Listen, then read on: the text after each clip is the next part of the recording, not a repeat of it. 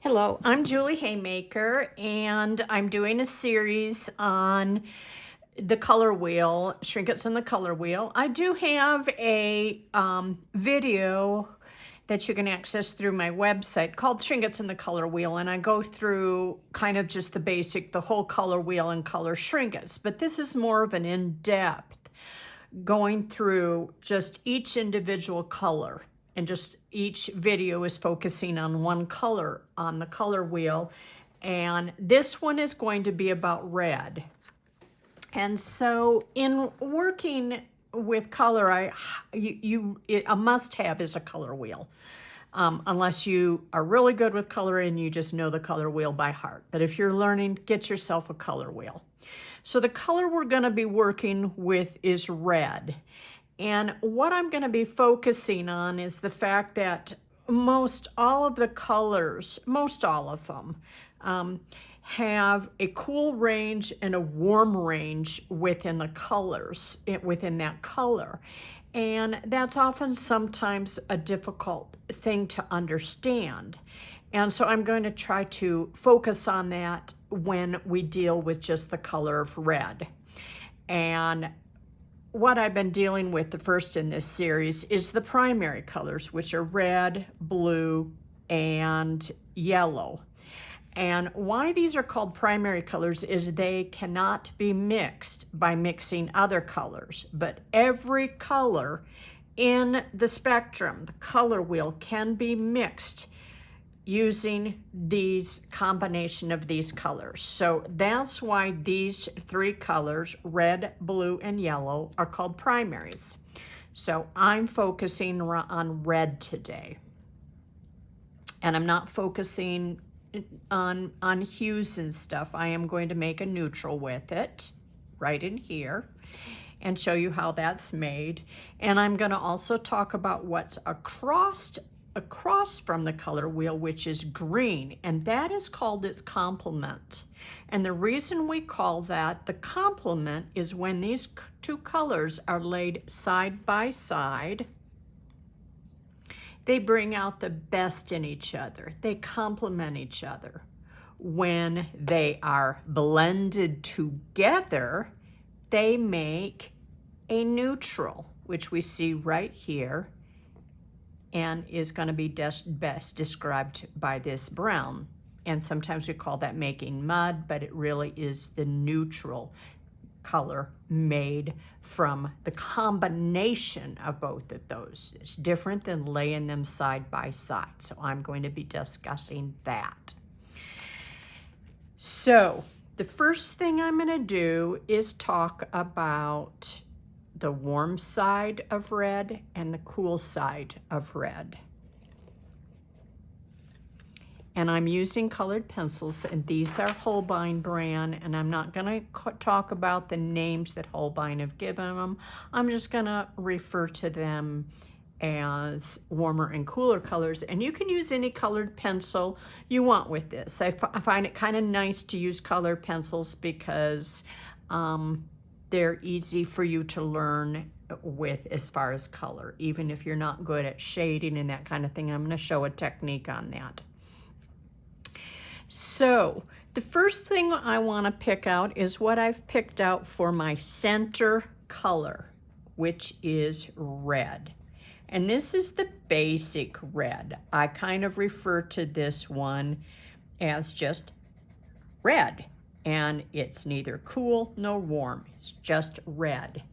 Now I'm going to talk about going over into the warm range of red, which is try to think about sunshine versus a rainy, cloudy day, or winter red versus summer red. Try to think of the sun shining on it versus an icy cold day, and how your mind mentally thinks of red. So we go in a range. You can see this leaning over towards orange. That's what makes it warm. And even warmer, okay? And then over here, we are cooler, leaning over towards the violets. winter colors of red, but still we would consider these red. This is the red violet it's leaning towards. And this over here is the red orange that this range is leaning towards. Okay, so there we are. And then when we take our basic red and mix it with our complement, which is just a straight green. Find colors in your that match this as closely as you can. That's why I'm not using the names on the colored pencils. I'm just saying, use your eye, get to know it, look at it, go, that's pretty close. Okay, that's training your eye. So that's red, and how I'm going to make the neutral of red, mud or the brown of this. This is beginning mixing colors. I'm going to put a shade down here, and I'm going to layer up those two complements. And yes, it looks like mud, but what you are really making is a nice brown. This is the beginning mixing. And I selected a brown that I thought came closest to those when they are mixed together. Let's put a little more green in that so you can see. So this is the green that I think comes closest to when those two are mixed together. And that's what I'll be using. So next I want to talk about shading. And I've drawn a little shade chart here, and we're going to start this in number 6 being the darkest and the lightest. And when I shade, I have a light touch and I work in a circular motion, gently circling my hand. And I use a sharp tip. And I'm going to start out with my lightest shade with minimal pressure on the paper, then a little more pressure to 2, twirling, a little more pressure to 3, a little more pressure to 4, and a little more pressure to 5, and a lot more pressure to 6. And that's shading. Now I'm going to talk about doing that in an ombre effect. So I'm going to start with shading, just using the 1 or 2 level here. Make a nice little area. And then I'm shading. Let's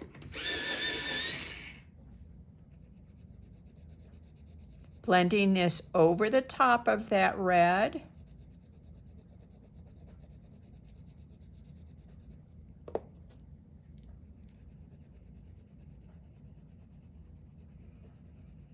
And I've got a nice ombre happening on that end.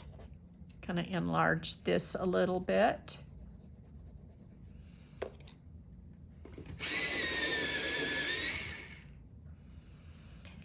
And shading overlapping.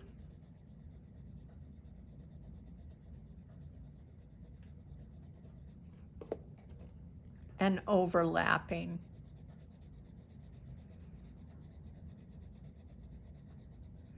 And there you see it going from cool range to middle range to warm range.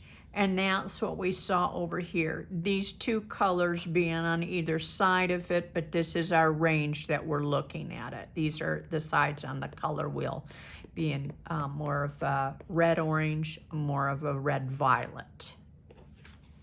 And we're not using those today, we're just using them as references. Okay, so next I'm going to be creating Shrinket beads using this example here. I'm going to start, I have 3 bead sizes that I'm going to be working with, and on the sanded side. And the first one I'm going to use the basic red, and then colors that are cool with the neutral made with it and the complement. So I'm going to just do a pattern that comes natural to me.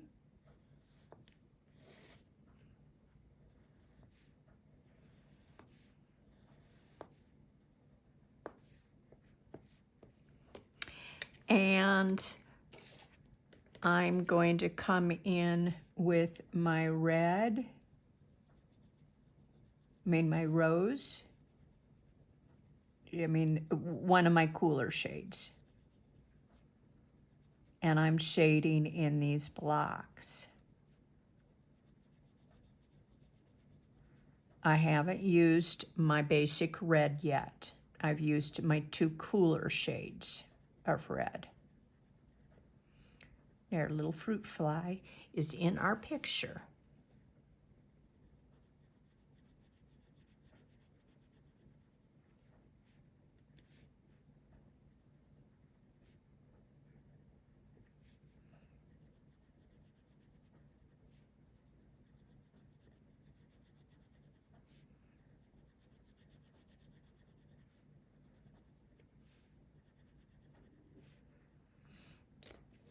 Now, I'm going to come in with my complement. Just a little bit, because my main colors are red in this. So I'm just using the complements on these sparingly. And then I'm going to come in with my neutral.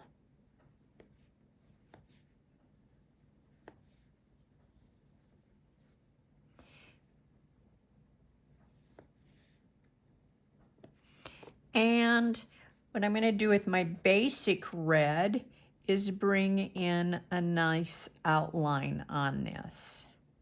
I broadened my tip for it so I can get a nice broad line around that.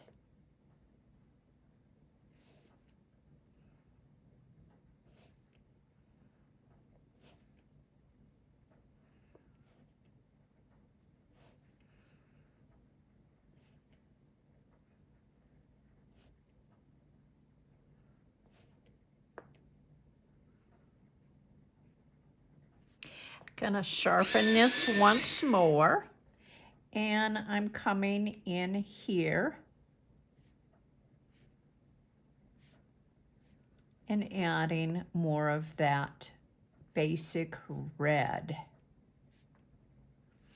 And there's my cool range of reds. Now I'm setting that aside, and I'm coming over here, and I've got my warm ranges that I'm going to do.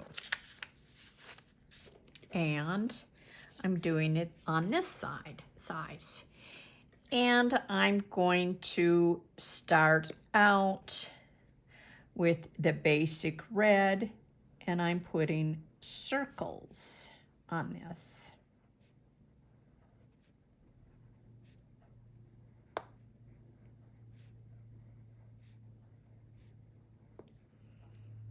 And coming into the centers of those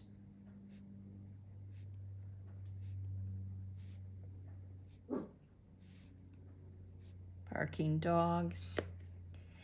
And I'm going to do something fun in here. I'm going to put some stripes through this.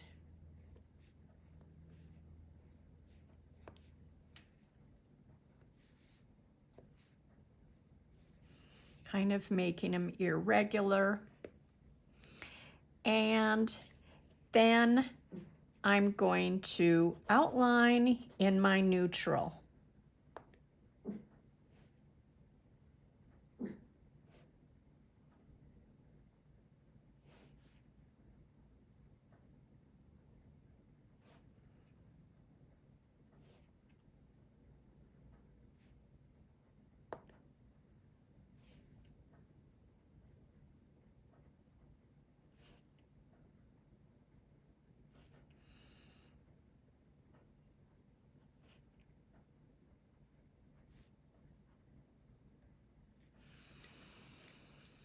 Then I'm going to come in here with a cross of green. And yes, where that green crosses over onto the orange, it will get a little brown and muddy on me, and that's okay because it's coordinating with the piece. Now I'm going to come in here with a little bit with the orange, orangey red, the farthest over in the warm spectrum of the reds, and I'm going to do some shading. It's still within a red, it's just a really warm red. Think of tomatoes versus like cherry red.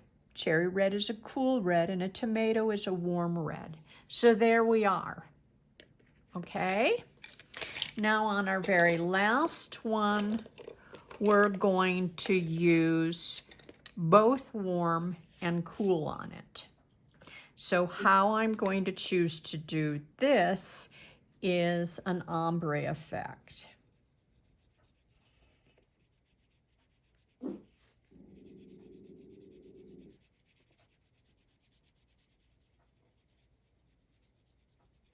And when you're doing shading, you can turn it so that you're not just shading in a row.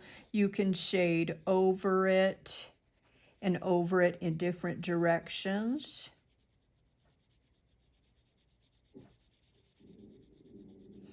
If you feel you're getting too much of a line showing on your drawing, just move it around. Always keeping that twirling action going. I'm going to go way over to the warmest side of the orange, broaden my tip to do some shading with it, because in this case it's probably easier than using a sharp pencil. You just have to decide, make an educated guess as to how your hand is moving and what the imagery and the design dictates. I think my dog's barking at the fruit fly. So I have the cool and the warm happening. Now I'm gonna come in here with just the neutral red, basic red dots.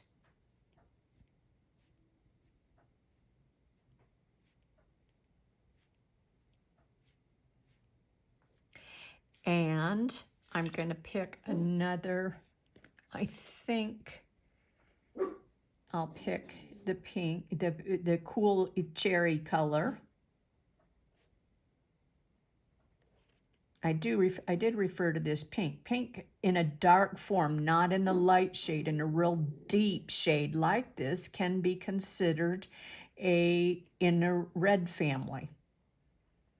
When it's deep. When it's light, it's called a pastel or a hue, and we're not talking about those today, right now. I mean, obviously we've created them by shading, but I'm Dixie. There, she went outside. I'm just trying to refer to how the colors work together. And by shading, we are making pastels of it, called hues of it, but that's also just another way of practicing your shading. Now I'm coming in here with little digits, making this little piece kind of look like a sprinkled cookie.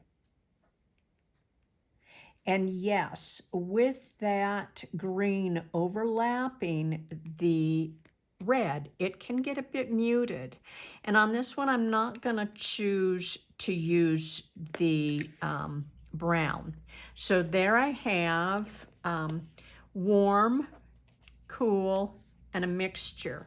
Now for this piece, and the way I'm going to design this as earrings, I want a leaf shaped or a dagger on it. And this is an opportunity for me to use my complement, which is green.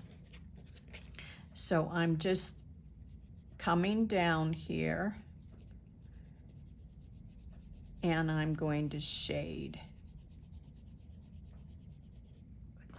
And my instincts tell me that I need that a little sharpened. Your instincts just have to tell you the type of tip that you want on your pencil. 90% of the time, you're gonna wanna be working with a nice sharp tip, unless you're intentionally creating broader lines, or you really need it for shading areas because it's easier to use a broader tip. That way you're just burnishing off the nice sharp tip. So next I'm gonna come down here with my brown and create this vein. Then I'm coming in with pink, this cherry pinky hot pink that's still in the red family. And then the warm red. And then I'm broadening my tip and I'm coming around here for an outline. Now I've got a little puppy whining. They just had their dinner, so I don't know what's going on. So I have that, and then I may just come in here with some secondary lines to get the different colors represented. There we go. And I'm going to do a second set of this because I'm going to make earrings out of this selection.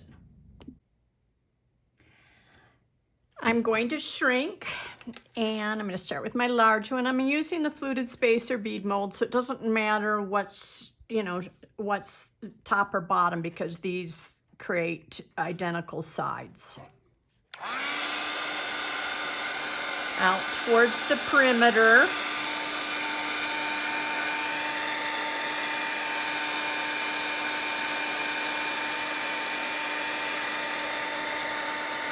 Sun moving on its own accord. 1001, 1002, 1003, 1004, 1005. It's hard to see me shrinking this because it's best to shrink straight down. And so you notice when I turn the heat gun, I'm sending all my heat over here when I try to show you and things blow. But I'm doing that anyhow so that you can see. But proper posture straight down and around the perimeter.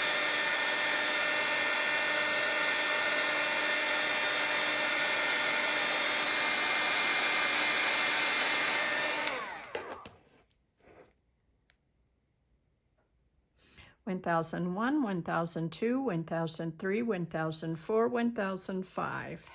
And you've noticed that these colors started out quite light because when you shrink down, the colors will intensify 50%. So you want to keep your colors light. You don't want, especially in red, you don't want things to look like burned ketchup or tomato sauce. It just isn't a pleasing look, especially in reds. Reds are really tricky to get a feeling of red, and that's what we're trying to do here. Is we want to say these beads are red. It's a red range. Now let's come in here with our little leaf bead. And I'm in my little bowl. I'm going to hand form. This is my hand forming bowl. Now I have these for sale on my website. They contain the heat and keep things from rolling around. Then I'm just gently twisting and holding till it cools. And I had done these this duplicate set. I'm gonna show so matte and shiny, shiny and matte. Our cool, our warm, and our mix, and our complements mainly complement with the secondary being our red. So in my next step, you're going to see me turning these into earrings. I'm ready to start my stacking, and I'm going to use this hairpin style head pin, and I'm going to open it up a little bit so that I can get these guys past it with my selection. So I've selected some beads in our color range and various sizes, so cool and warm beads, and then our complement green. And I'm sticking very closely, like with the greens, there'd be a lot of ranges of greens, but I'm staying with this green that is the direct across the color wheel when I selected my beads to keep it within the perimeters of what we're designing.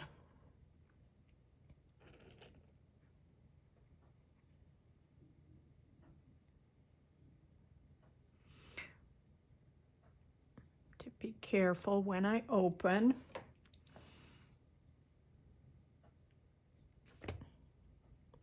The wire will have a memory to go back to that shape.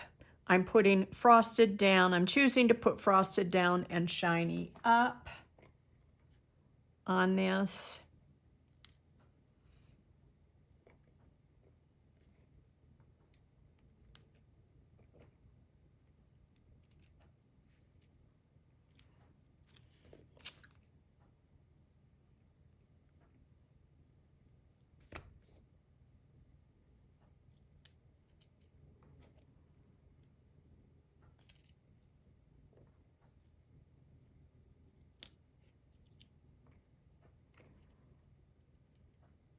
Showing you what I'm doing so far. And ending with doing my finish with a green, fun little gear, and a red. Finishing off with what I started, and then I'm going to find that hairpin bend, bring that back over. See, I was able to recreate that, and then I don't have to worry about a bumper up here because the beads hopefully wouldn't go past it. We will bend it a little bit so that they don't, but for your storage sake, you can put your put a ear nut on it. Let's straighten that. Let's work on that a little bit.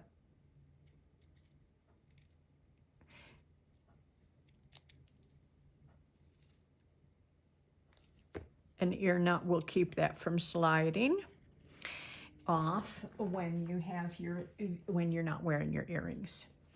So I'm going to open up this jump ring.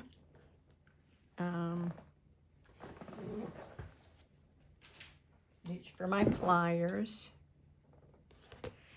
Put the little leaf bead on there.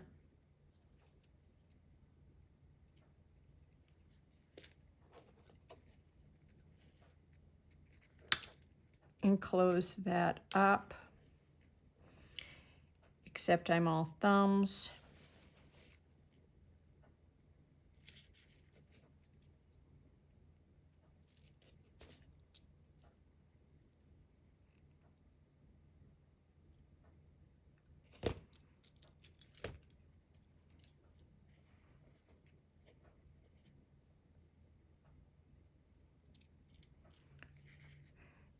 And I will make my second piece and show you what we have. Here we are, and we're done with our red earrings, and as I said, when I stored this type of hairpin, I put my stoppers on it, and I love these little silicone stoppers. And so there we are using our complements and our red earrings. And using the complement of the green, and just sticking with the cool and the warm reds, and then just red.